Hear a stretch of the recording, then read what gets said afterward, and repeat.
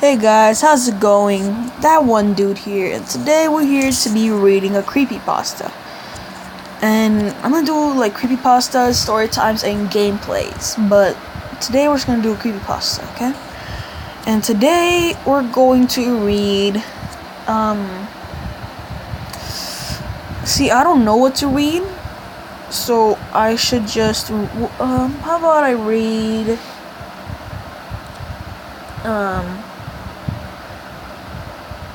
Let's do like a creepypasta that's really good. How about we do Squidward Suicide?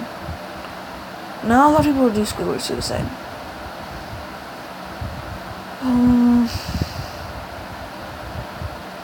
I don't know what to do, honestly. Let's do Squidward Suicide, because I don't know what else to do. Squidward Suicide.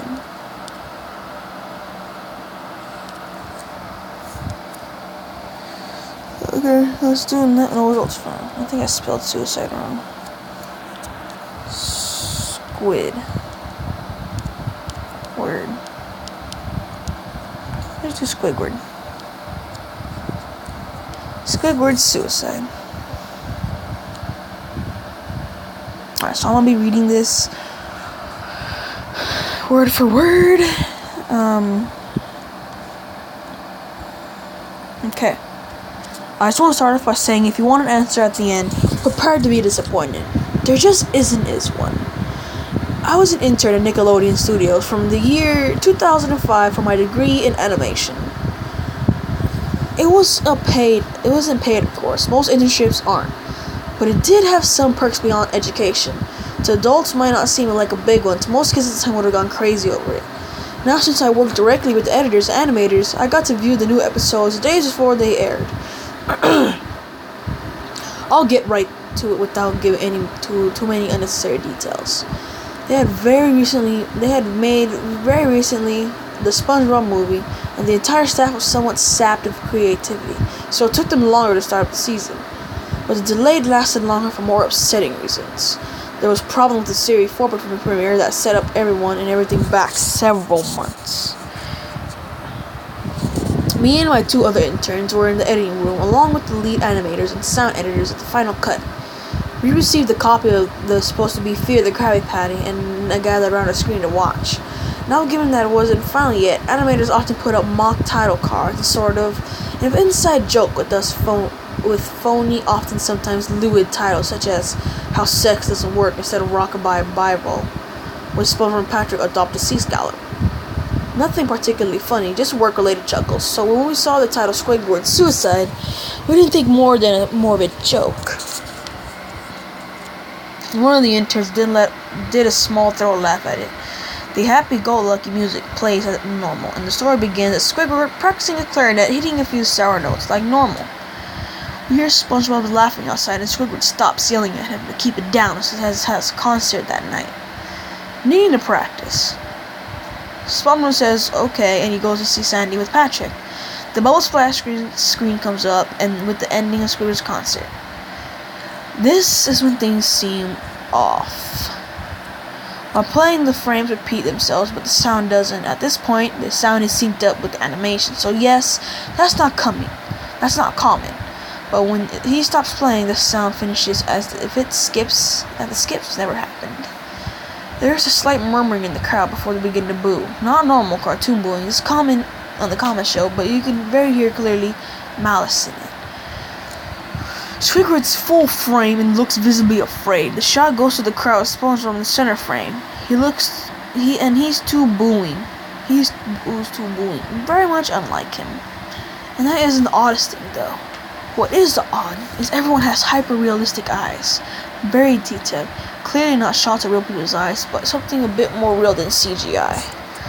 Pupils were red. Some of us looked at each other, obviously confused, but since we were the writers, we didn't question the appeal of children yet. How the fuck would that appeal to children? The shot goes to Squidward sitting on the edge of his bed, looking very forlorn. The night view, the view out of his porthole window is the night sky, so it isn't very long after the concert. The unsettling part is that at this point there's no sound. Literally no sound, not even the feedback from the speakers in the room. And as the speakers were turned on, like their status shows that they were working perfectly, he just sat there, blinking in silence for about 30 seconds. Then he started to sob softly. He put his hands, or tentacles, over his eyes and cried quietly for a full minute more. And while the sound in the background was very slowly growing, nothing but to barely audible, sound like a slight breeze through a forest. The screen slowly begins to zoom in on his face. By slowly, it means it's noticeable if you look at his shots 10 seconds apart, side by side. His sobbing gets louder, more full and hurt of anger. The screen then twitches a bit. As it twitches itself, for a split second, then back to normal. The wind through the trees' sound gets slowly more louder and more severe as a storm is brewing somewhere. The eerie part of the story is that Squidward's sobbing sounded real, as if the sound wasn't coming from the speakers, but the speakers were holes coming through the very other side. As good as the sound studio likes to have, they don't have purchased the equipment that produced that sound of quality. Below the sound of the wind sobbing, very faint, something sounded like laughing. It came at odd intervals and never lasted more than a second, so you had a hard time pinning it. We watched the show twice, so pardon me if I had things sound too specific, but I had the time to think about them. After 30 seconds of this, the screen blurred and twitched violently and something flashed over the screen, as if a single frame was replaced. The lead animating editor paused and rewound the frame by frame. What we saw was horrible. It was a still photo of a dead child. He could have been more than 6. His face was mangled and bloodied, and one eye dangling over his face. Popped. He was naked, down to his underwear, his stomach crudely cut open, and his entrails laying beside him. He was laying in some pavement that was probably a road. Most upsetting part is there was a shadow of the photographer. There was no crime tape, no evidence tags or markers, and the angle was completely off for a shot designed to be evidence. It was seen as the photographer was the person responsible for the child's death. We were, of course, mortified, but we pressed on, hoping that it was just a sick joke. Scream fell back to Squidward, still sobbing, louder than before, and half body in frame. There was now what appeared to be blood running down his face and eyes. The blood was also done in hyper-realistic style, looking as if you touched it, you get blood on your fingers. The wind sounded as if there were a gale blowing through the forest. It was even snapping sounds of branches, laughing, a deep baritone lasting longer intervals and coming more frequently. After 20 seconds, the screen again twisted and showed a single-frame photo. The editor was reluctant to go back, but we all were. But we knew we had to. This time the photos was of what appeared to be a little girl no older than the first child. She was like on her stomach, her barrette, and a pool of blood. Next to her left eye was too popped out and naked except for her underpants. Her entrails were piled up on her above top of her, above her crude cut along her back. Again, the body on the street, and the photographer's shadow is very visible, very similar in size and shapes to the first. I had to choke back vomit, and one intern, only female in the room, ran out the shores. About 5 seconds after the second photo played, Squidward went silent. So did all sound.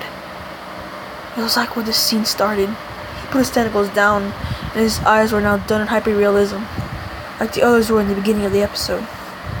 They were bleeding, bloodshot, pulsating. He just stared at the screen as if he was watching the viewer for about 10 seconds. He started sobbing. This time he was not covering his eyes. The sound was piercing and loud. And most fear-inducing of all is this sobbing mixed with screams. Oh shit. Tears and blood were dripping down his face at a heavy rate. The wind sound came back, and so did the deep voice laughing. And this time it was still photo lasted for a good 5 frames. The animator was able to stop it in the 4th and back up. This time the photo was of a boy about the same age, but this time the scene was different. The entrails were just being pulled out from the stomach wound by a large hand, the right eye popping and dangling, blood trickling down it. The animator proceeded. It was hard to believe, but the next one was different, but we couldn't tell what. We went down to the next same thing. He went back and the first one played quicker and I lost it. I vomited all over the floor. And the animating and the sound editors gasped at the screen. The 5 frames were not as they were 5 different photos, as they were played out as they were the frames from a video. But we saw the hand very slowly lift out the guts, and we saw the kid's eye focus on it. And we saw 2 frames of the kid beginning to blink. The sound editor told us to stop. He called in the creator to see this. Mr. Hillenberg arrived with about 15 minutes. He was confused why he was called down here, so the editor discontinued the episode. Once a few frames were shown, all screaming, all sound again stopped. Squiggle was staring at the viewer full frame in the face about 3 seconds. The shot quickly panned out and a deep voice said, "Do it!" And we saw Squiggle hands the shotgun. He immediately puts the gun in his mouth and pulls the trigger. Immediately see blood and brain matter splatters on the wall behind him. And he flies back with the force. The last 5 seconds of the episode show his body in the bed on the side, and one eye dangling was left on his head above the floor, staring blankly at it. And then the episode ends. Mr. Hillenberg is obviously angry at this, and he demanded to know what the heck was going on. Most people in the room had left at this point, so there was only just a handful of us to watch it again.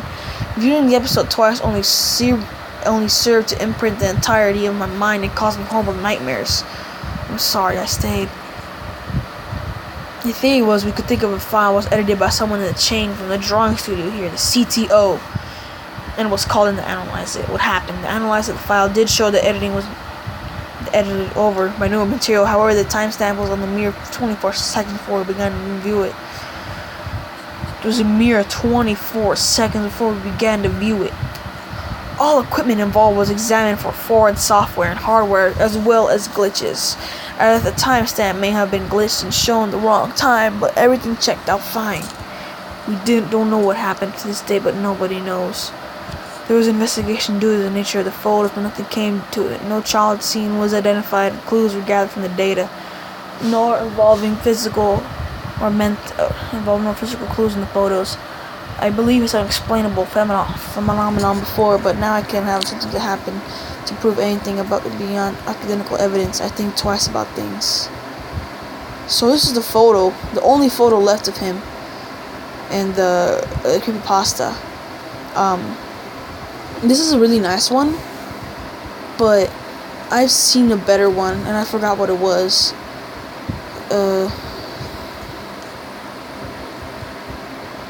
Okay. I think it's a good creepypasta. I'm sorry if I had like little stuttering problems, because I have a bit of a stuttering problem. And my voice kind of hurts a little bit from yesterday. So if you like this video, rate, comment, subscribe, and I'll see you guys in the next